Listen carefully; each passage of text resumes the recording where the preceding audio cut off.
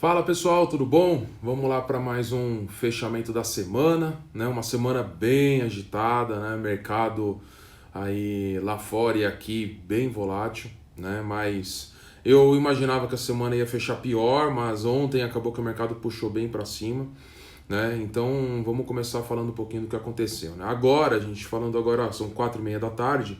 O nosso índice Bovespa de sexta-feira passada para sexta-feira está dando menos 1,57, né? Menos 1,5 negativo. Eu acho que a gente acabou saindo até no lucro perto de como que foi a semana, né? Sendo que o S&P agora está 2,4 negativo na semana, né? Como a gente veio falando aí já há algumas semanas, é muito comum quando você tem um rally de alta. Por exemplo, o S&P ficou, se eu não me engano, 8, 9 semanas subindo sem parar, né? As empresas de tecnologia subindo muito forte, e acaba que é natural que os investidores começam a querer colocar um pouco desse dinheiro no bolso. E na hora que esse investidor começa a colocar dinheiro no bolso, começa a ter o quê? Uma pressão vendedora nas ações. O pessoal está querendo encerrar, então começa a vender a mercado. E quando isso acontece, o mercado começa a dar uma realizada. Isso é normal, né? Eu tenho muitos clientes aqui na RV4 perguntando: pô, Rafa, o que está acontecendo? Nossa, o mercado está caindo. Mas assim, aqui no Brasil também, querendo ou não, nós tivemos um rally de alta, né? Desde abril, nós tivemos uma alta bem relevante. Não foi nenhuma alta comparada aos Estados Unidos, mas subiu. A mesma coisa, é natural que o mercado deu uma pequena corrigida, né? Como a gente está falando de menos 1,5 nessa semana, né? Então isso é reflexo do quê? Primeiro, a gente está tendo aqui no Brasil um movimento tanto do cenário fiscal bem ruim, né? E o cenário político também, que não ajuda nada, né? A gente está no Brasil e é muito complicado isso, né? Então a gente já está falando desde junho. Nós estamos falando aqui nas nossas lives toda semana que o quê? Que a gente acreditava que a bolsa ia ficar dentro de uma lateralidade do mercado pelos próximos 2, 3 meses, e isso realmente está acontecendo, né? Só que não é uma lateralidade de 1, 2%, não, ela tem um range. A gente imaginou esse range de 90 mil pontos a 115 mil pontos, 110, 115 mil pontos, e é onde ela está andando, né? E nesse range que a gente vê, que a gente enxerga aqui, é onde tem grandes oportunidades para ganhar com o mercado lateralizado. E aí é onde a gente usa a nossa mesa de renda variável, de estruturadas, para poder montar estruturas que a gente consegue ganhar mesmo com o mercado de lado. Se o papel caiu 5, 10%, a gente ainda consegue apurar um lucro em cima disso, né? Então, dá para ganhar dinheiro com o mercado subindo, com o mercado caindo, com o mercado lateralizado. Então a gente só tem que entender o cenário, né? E entrar mais protegido, entrar com mais segurança. Através da mesa de estruturados a gente consegue entrar em operações bem travadinhas ou que dão uma margem grande. Mesmo o papel caindo, a gente consegue apurar lucro, né?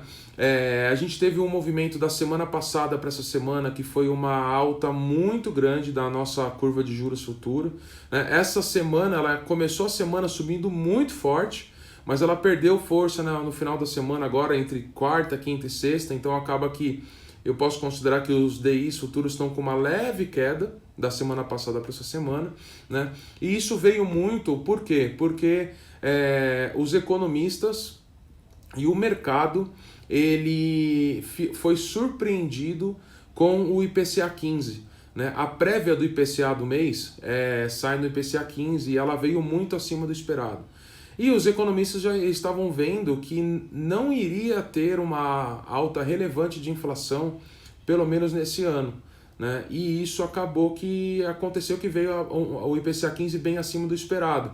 E aí com isso dá uma incerteza muito grande que assim, o mecanismo que segura a inflação é a Selic, é a taxa de juros no país, né? Então quando você tem uma perspectiva futura de alta de inflação, naturalmente as curvas de juros futuras, elas também começam a subir. Por quê? Para você frear a inflação, você tem que subir a curva de juros. Então por isso que já vai fazer mais de 2 meses que nós não estávamos recomendando, né, CDBs prefixados, por exemplo, ou as NTNFs, que são os títulos prefixados do Tesouro. Por quê? Por causa desse receio, né, desse medo que a gente tinha desse cenário de inflação. Porque se você tem hoje, você pegou uma NTNF, que você lá atrás pegou uma NTNF para 2026, 2027, que você estava lá com uma taxa de 6% ao ano, por exemplo, se a curva de juros futura abre, a sua NTNF hoje ela vale menos. Se ela vale menos, ela vai marcar na sua carteira, na sua conta, ela vai marcar um valor negativo. Obviamente, se você pegar essa NTNF e levar ela até o final, você vai receber exatamente a taxa contratada. Mas, como a gente via já um cenário incerto, principalmente para juros futuros, a gente freou totalmente e a gente, lá para março, abril, foi a época que a gente mais pegou taxa pré-fixada, porque com um cenário, o estresse muito grande no mercado, acabou abrindo tanto a curva de juros, que teve muito cliente nosso que pegou pré-fixado para 2025, 2026, com 10% de taxa ano. Isso sim era uma oportunidade. Hoje, até os últimos 2 meses, a gente via essas taxas em 6,5%, 7%, a gente não via um bom prêmio na curva para poder pegar essa taxa. Aí você fala, pô, Rafa, mas se eu pegar uma taxa de 6, 7% agora, ela é muito boa, né? Porque a Selic está em 2%. Ela vai ser boa para 2020, ela vai ser boa para 2021. Não sei se vai ser tão boa para 2022, com certeza para 2023 não vai ser boa. E 2024, então, esse produto vai valer menos do que o mercado. Então você vai estar deixando dinheiro na mesa. Né? Então a gente, nesse momento, já vai fazer quase 3 meses que nós estamos preferindo fazer a alocação em IPCA. Para quem segue a gente aí desde o começo das nossas lives, toda sexta-feira, eu venho falando que o quê? É muito importante a gente ter produto atrelado à inflação. Qual que é o ônus de ter produto atrelado à inflação? Para valer a pena, você tem que pegar produtos mais longos. Só que pensa só, se a gente está falando que se acontecer uma alta da inflação, só depois sobe a Selic, é melhor você estar num produto atrelado à inflação, que te garante um juros real, mais toda a alta da inflação. Por quê? A Selic só vai subir se a inflação subir. Então você está com um produto que vai antecipar. Então ele vai subir junto com a inflação. E aí hoje, ainda mais agora, nessas últimas 2 semanas, com a curva de juros bem elevada, tá bem atrativo taxas atreladas a IPCA. Então a gente continua recomendando muito. Lembra que eu falei para vocês, há 3 semanas atrás nós começamos a trabalhar aqui no escritório uma debênture incentivada de uma empresa AAA, né? Onde uma empresa AAA, um rating AAA, ele é exatamente o mesmo grau de risco de você colocar o dinheiro no Itaú. Então faz sentido aplicar nessa debênture. E nós estávamos imaginando que essa taxa ia sair para IPCA mais 3,9%, IPCA mais 4% isento. Aí você fala, 4% isento mais a inflação, nós estamos com a inflação em 2,4% e com a perspectiva de alta, se a inflação dentro dos próximos anos ficar na meta que é 4%, ela vai te entregar uma renda fixa que vai te entregar 8% ao ano isento de IR. É um baita de um produto. Como a curva de juros subiu muito, essa emissão foi espetacular. Ela saiu a uma taxa para o nosso cliente, essa emissão primária, a IPCA mais 4,5%. Né? Então a gente aceitava entrar até a IPCA mais 3,9%, mas nessas emissões existe um leilão de abertura, que a gente chama de book build.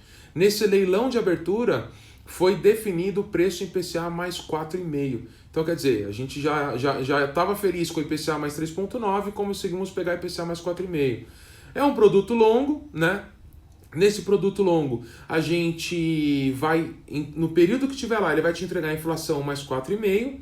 Porém, se tiver qualquer cenário positivo Brasil ou positivo para a empresa, essa debênture no mercado secundário ela se valoriza. Então, daqui 3, 4 anos, se essa debênture estiver sendo negociada, por exemplo, a IPCA mais 3,5%, e você contratou ela IPCA mais 4,5% hoje na oferta, você está tendo um ágio, a gente chama de ágio isso. É como se fosse um ganho de capital. Você vai estar tendo um ágio de 1% na taxa ao ano. Aí pensa só, você tem um produto para 15 anos. Você ficou 3, 4 anos com ele, rentabilizando IPCA mais 4,5% isento. E aí lá na frente, daqui 3, 4 anos, a gente vai cotar a saída. E na hora que cotar a saída, a gente vai ter 1% de ágio ao ano. Você traz esse 1% de 2035 para a data de hoje, nosso cliente vai sair com um ágio perto de 10% a 15%. Então, quer dizer, o cliente ficou 3, 4 anos pegando IPCA mais 4,5%, e aí na hora que ele vende, ele ainda vai ter mais 10, 12, 15% de ágio, que é como se fosse o ganho de capital. Isso a gente chama de fazer trade de renda fixa, né? A gente costuma fazer isso também em título público, fizemos muito isso há 4 anos atrás, quando a gente viu um cenário de queda de juros. Então, na hora que começou a queda de juros, nós enchemos nossos clientes de NTNB e enchemos de GNTNF. Na hora que o mercado todinho fechou a curva de juros, tinha cliente nosso que ficou 2, 3 anos que teve 30% de retorno, né, em renda fixa. Então, é por isso que eu falo que é muito importante você ter sempre um assessor para te ajudar, porque ele vai sempre olhar o cenário. Como que nós fazemos? Nós montamos uma carteira, uma carteira que a gente chama de estratégica, tá? Pensando no horizonte pelo menos para ficar de 2 a 3 anos.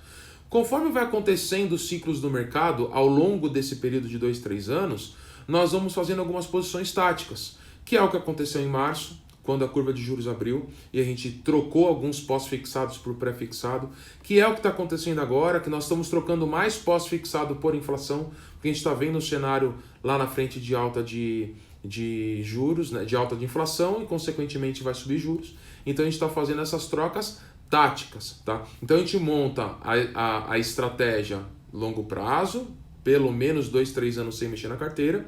Se tiver qualquer tipo de evento no meio do caminho, é onde o assessor entra para poder fazer o quê? Para poder oferecer a oportunidade tática, né? Então aí é aí onde a gente fala que vale muito a pena essa assessoria, porque a gente trabalha de forma ativa para os nossos clientes, né? Então eu já falei, aí falta só falar o seguinte, eu falei de juros, dólar subiu muito forte, né? Então assim, quando você começa a ter um cenário, e essa semana foi delicado, por quê?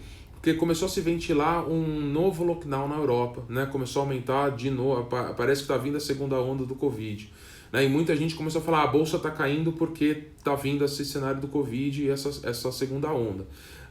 Não necessariamente, né? A gente acredita que o mercado estava caro, ele subiu muito forte depois dessa crise.